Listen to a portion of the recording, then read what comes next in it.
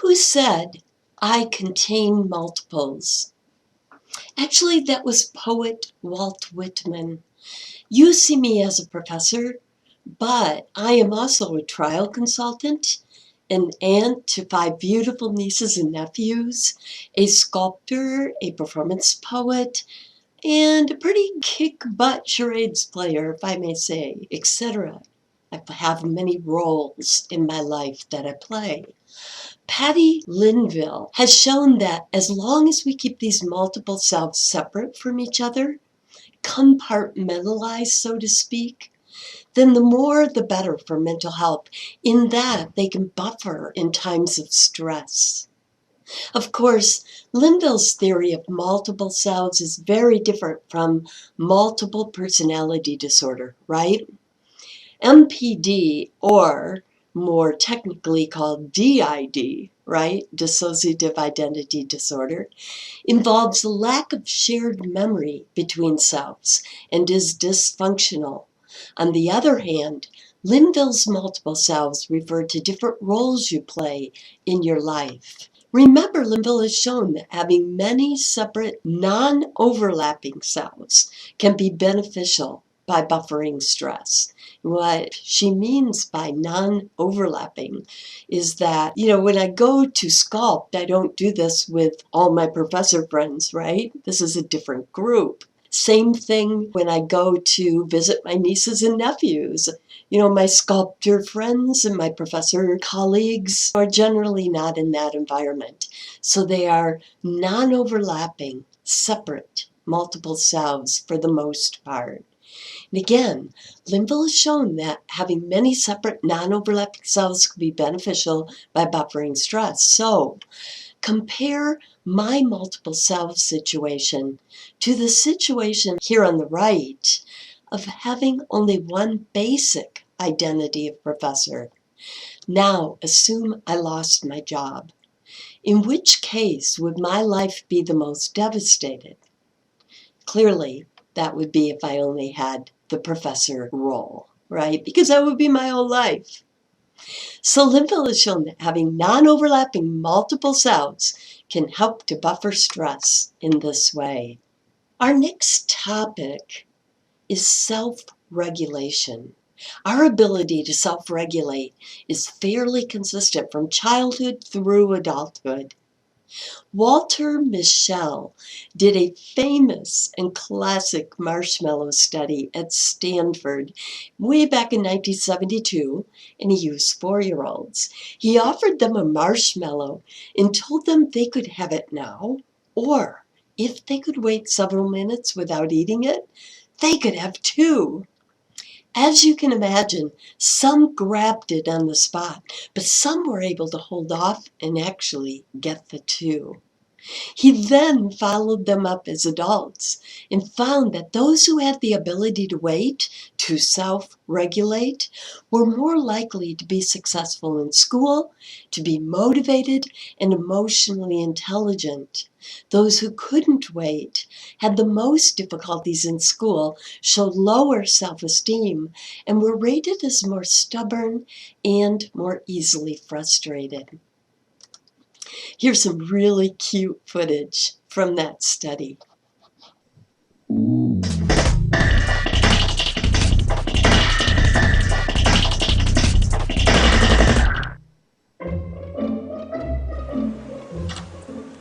Okay, sit in that chair. Alright, here's the deal. Marshmallow, for you. You can either wait, and I'll give you another one if you wait, or you can eat it now. When I come back, I'll give you another one, so then you'll have 2. But stay in here and stay in the chair till I come back, okay? Alright.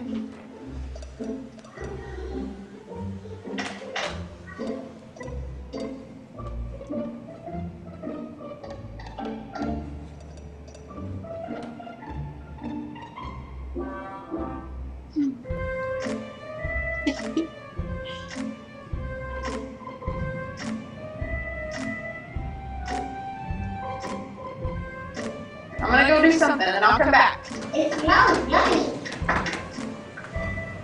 It smells really good.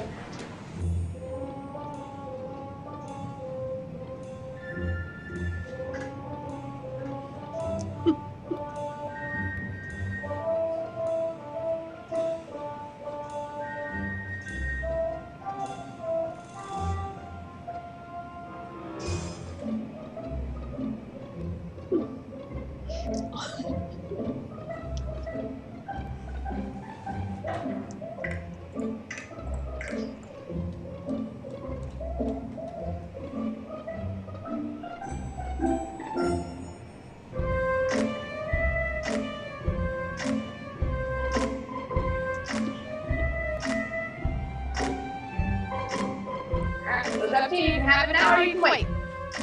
Okay?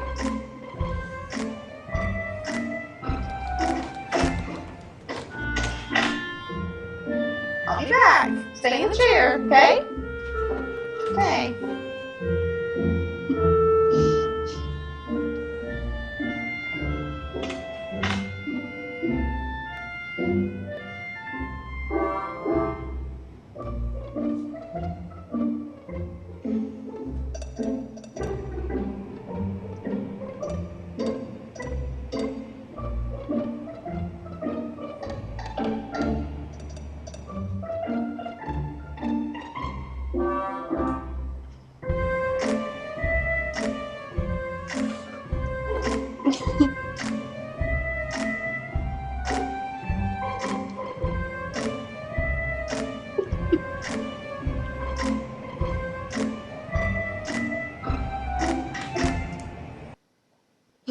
Right.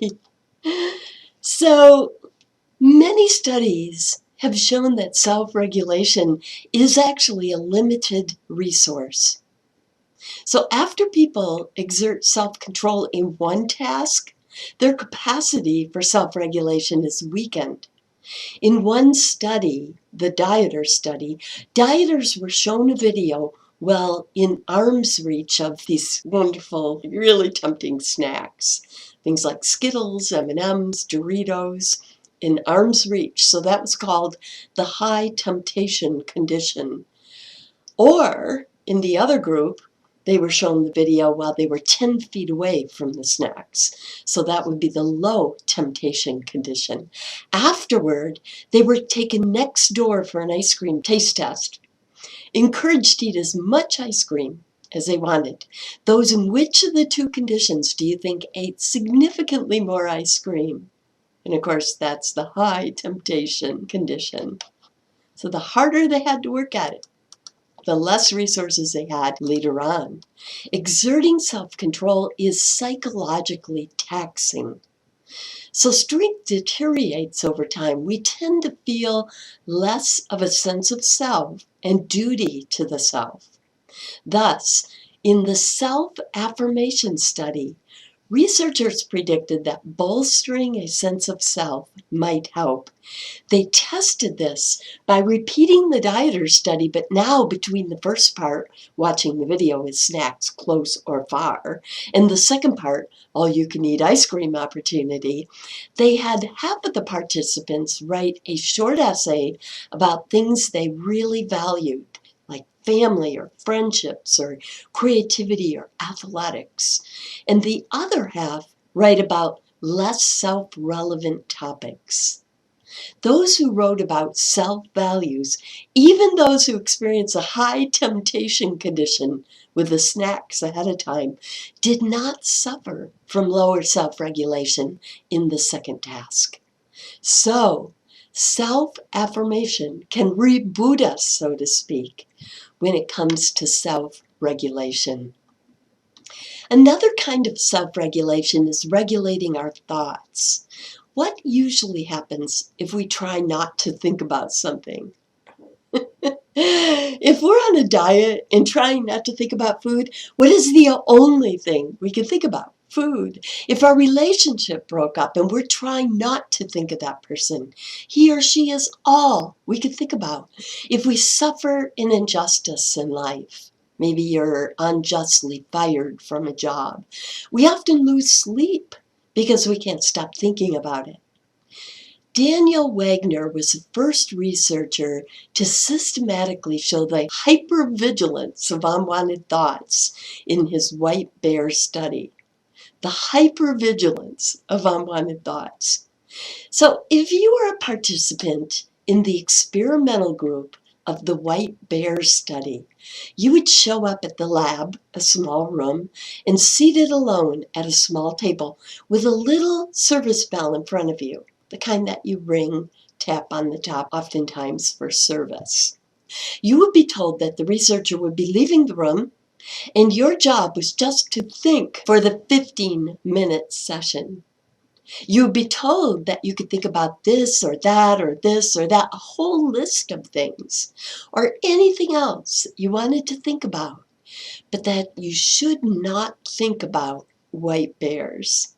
You've been told that you should have two equally important goals here. One, try not to think about white bears, but just as importantly, two, if you do, report it each time by ringing the bell. The control group participants were told the same thing, except that white bears were included on their list of things that they could think about. They were just told that each time, if and when they happened to think about white bears, to ring the bell. So which group do you think rang the living tar out of the bell compared to the other? Obviously, the ones who were told that they could not think about white bears.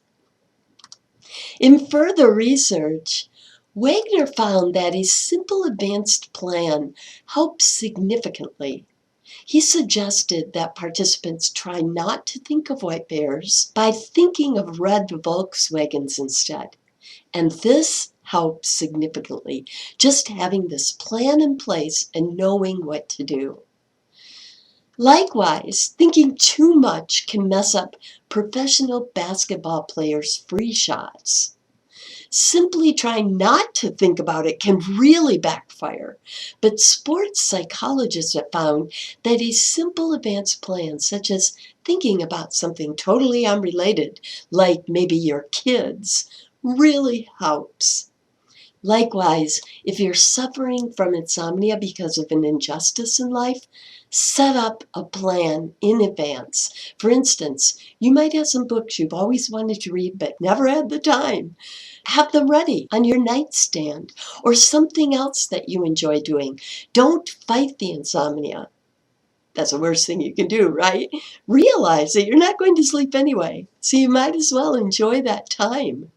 The trick here is an advanced plan, an advanced one. You're not in a good condition to come up with a plan when you're in the middle of making that free shot or upset at nighttime. So he started out with this white bear study, and then he continued doing white bear studies, but testing these different ideas and finding out that an advanced plan helped people not to think about white bears. Now, we are not going to think about white bears anymore. We have so much more to do today, so much more material to cover in this lecture, and we cannot spend any more time, we can't afford it, thinking about white bears. No more white bear thoughts, no more. So, all right. In the second half of our interpersonal cognition lecture, we are going to explore a variety of different self-presentation strategies. Remember Fred DeMera's specialty? We will also investigate autobiographical memory. How accurately do we remember how we were in the past? In what ways are we biased? And we will finish by exploring effective forecasting. How accurately do we predict how things would affect us in the future? And in what ways are we thrown off? This concludes the first half of our interpersonal cognition lecture.